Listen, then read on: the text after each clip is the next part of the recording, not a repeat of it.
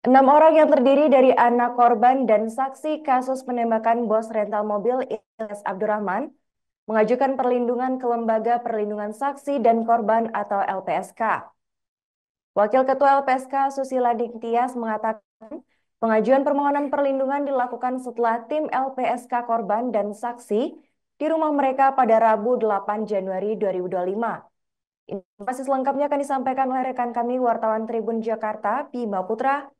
Baik rekan Bima, silakan untuk laporan selengkapnya. Ya, jadi dapat saya sampaikan bahwa enam orang yang terdiri dari keluarga korban dan saksi kasus penembakan bos rental mobil Ilyas Abdurrahman mengajukan permohonan perlindungan ke Lembaga Perlindungan Saksi dan Korban atau LPSK. Wakil Ketua LPSK Susila Tias mengatakan pengajuan permohonan tersebut dilakukan setelah tim dari LPSK menemui para korban dan saksi di rumah mereka pada Rabu 8 Januari 2025 kemarin. Untuk sementara, enam orang yang sudah mengajukan permohonan tersebut berasal dari keluarga dan saksi dari pihak Ilyas Abdurrahman, bos rental yang tewas akibat ditembak oknum anggota Prajurit TNI AL di rest area Tol Tangerang Merak. Sementara untuk rekan Ilyas, Ramli Abu Bakar yang juga tertembak oknum anggota TNI AL di rest area pada saat kejadian yang sama, hingga kini belum mengajukan permohonan secara resmi ke LPSK. Namun LPSK menyatakan pihaknya tetap terbuka bila nantinya pihak keluarga dari Ramli Abu Bakar akan mengajukan permohonan perlindungan uh, bila untuk mengajukan permohonan perlindungan karena membutuhkan bantuan pendampingan medis ataupun bantuan pendampingan pihak lainnya. Pasalnya hingga kini Ramli masih dirawat intensif di Rumah Sakit Cipto Mangunkusumo atau RSCM Jakarta Pusat akibat luka tembak yang dialami. LPSK menyatakan Susila Nitias menuturkan berdasarkan berkas permohonan enam orang yang sudah mengajukan permohonan perlindungan, mereka meminta bentuk perlindungan dalam hal pendampingan proses hukum. Yakni pendampingan ketika para korban dan saksi nantinya akan memberi keterangan baik di tingkat penyidikan maupun hingga tingkat peradilan nantinya. Kemudian untuk keluarga satu anak dari almarhum Ilyas Abdurrahman juga mengajukan fasilitasi restitusi atau ganti rugi.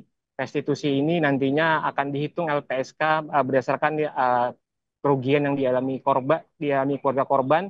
Lalu nantinya restitusi tersebut yang akan diajukan kepada jaksa penuntut umum untuk dimasukkan dalam berkas tuntutan. Kemudian restitusi tersebut nantinya akan diputuskan oleh majelis hakim apakah akan diterima ataupun tidak. Kemudian berdasarkan berkas permohonan sementara, LPSK menyatakan belum ada informasi adanya ancaman terhadap para keluarga korban ataupun saksi kasus penembakan Ilyas Abdurrahman. Namun LPSK menyatakan hingga kini masih melakukan proses penelaahan lebih lanjut untuk memastikan kronologi kasus dan bentuk perlindungan yang akan diberikan.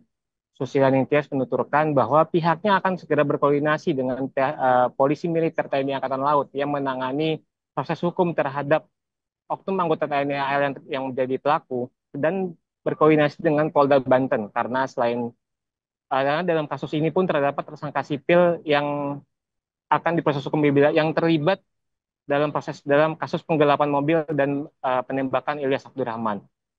Untuk sementara demikian yang bisa saya sampaikan. Baik, terima kasih rekan Bima atas laporannya dan selamat melanjutkan aktivitas kembali. Tribuners, wartawan kami juga melakukan wawancara bersama Wakil Ketua LPSK Susila Tias. Berikut kami tampilkan. Jadi tadi kami ini ya tim LPSK dari kemarin mencoba untuk bertemu dengan korban dan keluarganya ya. Nah hari ini ada 6 orang yang sudah mengajukan permohonan perlindungan kepada LPSK. Nah ini terdiri dari ada anak korban dan juga saksi-saksi. Maaf, anak korban ini kalau boleh tahu korban meninggal atau korban luka, Ibu? Ya nanti kami sampaikan lebih lanjut ya, karena ini kan masih akan terus berkembang ya gitu. Kalau sejauh ini sih masih yang keluarga korban meninggal. Bu, boleh tahu dari berkas pengajuan permohonan yang diajukan, itu bentuk perlindungan yang diminta mereka apa saja, Bu? Kalau semuanya itu satu yang sama itu mereka mengajukan permohonan untuk pendampingan ya dalam setiap proses peradilan pidana. Dalam artian ketika ada pemeriksaan mereka minta. Download Tribun X sekarang, menghadirkan lokal menjadi Indonesia.